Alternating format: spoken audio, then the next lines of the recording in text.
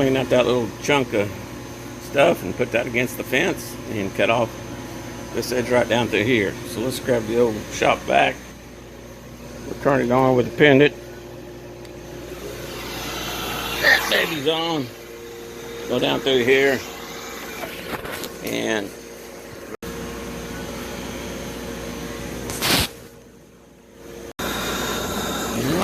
got some stuff in there.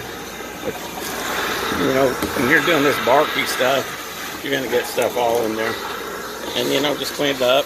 Just a real quick. Just real quick, go over it, clean it up a little bit. Most I get is a little bit of stuff down there. The rest of it all goes in that barrel over there. And after I do about, I don't know, 10, 12 logs. These are oak, these are big. Probably about after 7 blocks, I think it'll be full of 15 gallons of sawdust. So anyway, let me cut the edge of that off and get her done. We've got a couple of remnants here that still got a couple 1-inch boards in it, so I'll clean them up too.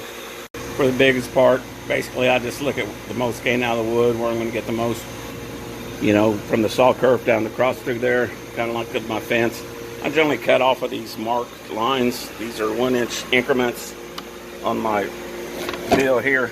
So I'll go to generally the closest 1-inch line and keep them parallel and tighten it down and then run the screw up against it.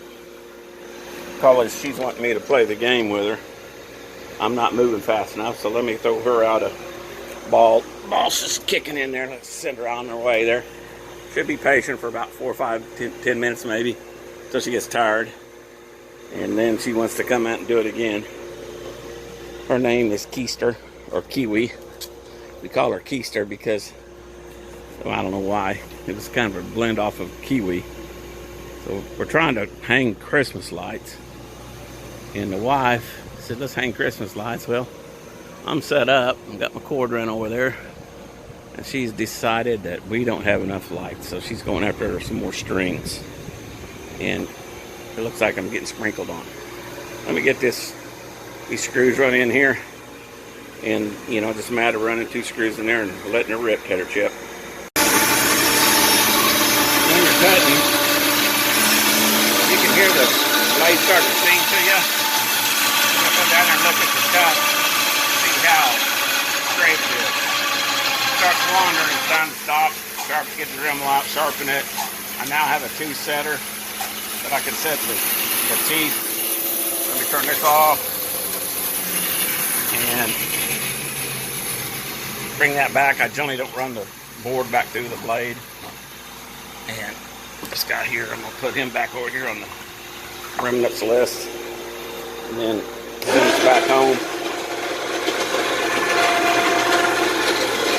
And my experience with air dried oak is, if you get a 4-inch board, you know, I'll mill them, you know, 8 or 9 inches. The oak is really tough to mill with this 2-horse motor. But anyway, so I'll generally get better results anyway when I rip my boards down to 3-4 inches, glue them back together.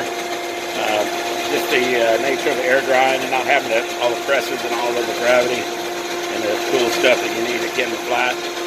They have a tendency to warp up a little bit. So, and I need to get that spider a little bit. I've been saving him to show my wife.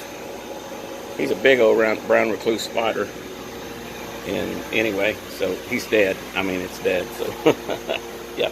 Anyway, I dealt with him all my years working through the phone company. Tons of years. If spiders jump out at me, I'd brush them out of the way. And the only time they really bite you is whenever you was pushing on them. So here we go. Let's get this moved. All right. This line right here goes all the way from there to that end. To that end is the line of no return. In other words, it's like drawing a line in the sand. That means don't cross it because you'll cut into a screw. Anyway, so everything is 1 inch. The last remnant is generally over, at least it's generally over 1 inch. This one here, time I got done cutting this out, may not be totally over 1 inch, but generally it's 1.5 inches, 1.25 inches. So let me go ahead and let that one run. And you can hear this blade touching dull.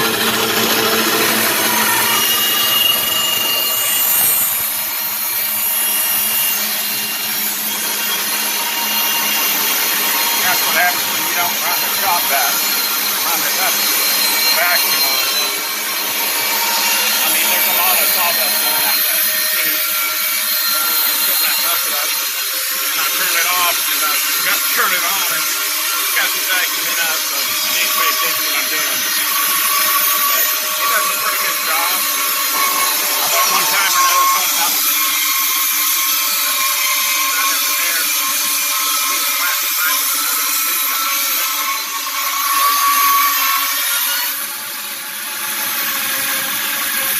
And as you can see, cuts a nice straight board. When you look down it, it's a nice straight board. A little hard on that end for some reason. But anyway, nice straight board. I've got to vacuum these off. I vacuum them off before I put them over on the table saw. When I get a stack about foot and a half tall, then I'll generally run it down to the shed and sticker it. So, but I generally will vacuum the sawdust off both sides and then put it on top of there. When you're doing your own milling, you can get as much lumber out of there as you want. And by the way, this thing here, don't let anybody sit underneath that thing, because that's got 95 pounds of weight in it. If that rope was to break, it'll drop out so fast you will never see it coming. I call that a deadfall. And sometimes I'll put something soft underneath it. Alright. Get that moved back, drag this over, and put this over in the burn pile. And while that's running, let all that go back. And there's your burn pile. This is what it looks like from this side, with the table supporting the weight of the heavy logs. I don't really need it for that light log. Not really light logs, but it does. But I'm not kidding about the weight on that. Generally, I'll put something down underneath there, keep people from just standing there, and it's just a good idea. In fact, I'm going to go ahead and do that right now.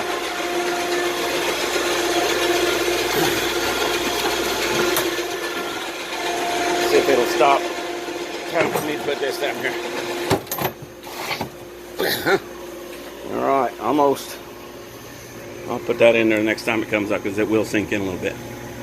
Alright, let's run that, turn it one more time and get a good board out of it.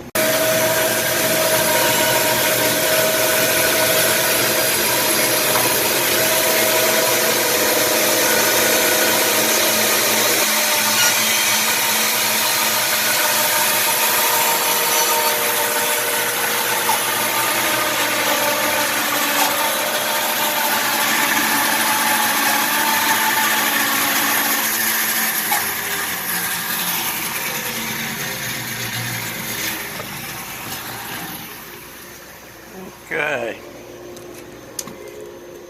Not much more out than maybe a 1x2 out of that, which it'll be all worked up if I tried to dry it out. So the smaller boards, you just limit on what you can get out of them. If you're trying to go too small, it's just wasting your time. I was seeing by resawing a 1/2 inch board, I'm thinking, you have no idea how bad that's going to warp out. So let me get that cleaned up, put this last piece on, and get the most out of it I can.